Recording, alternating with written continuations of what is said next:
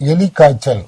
எலி காய்ச்சல் என்பது மலேரியா, டெங்கு, சிக்கன்குனியா போன்ற விஷக்காய்ச்சல்கள் போல் இதுவும் ஒரு நுண்கிருமியால் ஏற்படும் ஒரு காய்ச்சல் தான். பொதுவாக இது போன்ற காய்ச்சல்கள் பாத்தீங்கன்னா இந்த லெப்டோஸ்பைரோசிஸ் காய்ச்சல் நார்மலா ரோடன்ஸ், அதாவது நம்ம எலி எல்லாம் பார்த்திருப்போம் வீட்டுல.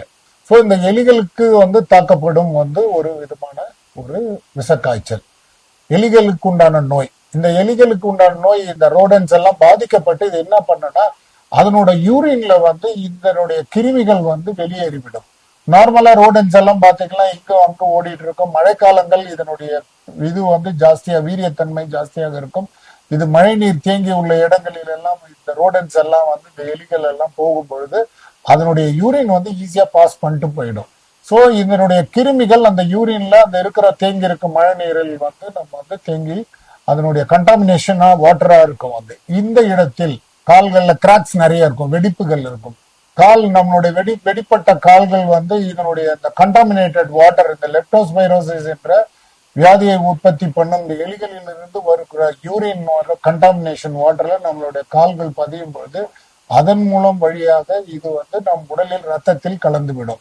பாத்தீங்கன்னா குறைஞ்சது 5 நாள் 6 நாள் இது காய்ச்சல் ஓயாமல் அடிக்கும். மற்ற மலேரியா, டெங்கு போன்று விட்டு விட்டு அடிக்காது, இது கண்டினியூஸா இருக்கும் ஃபீவர்.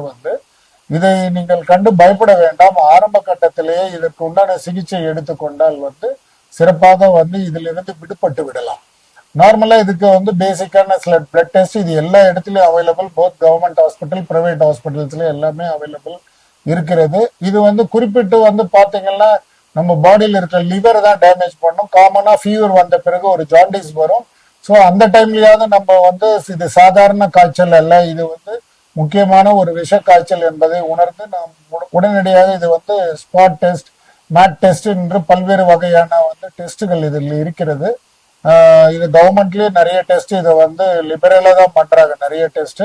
நீங்க அதை பத்தி ஒரி பண்ணிக்க வேண்டாம். இதை மருத்துவர் இதை சாதாரண ஆன்டிபயோட்டிக் நீங்கள் எடுத்துக்கொண்டாலே போதும். 5 நாளில் இதிலிருந்து நீங்கள் விடுபட்டு விடலாம்.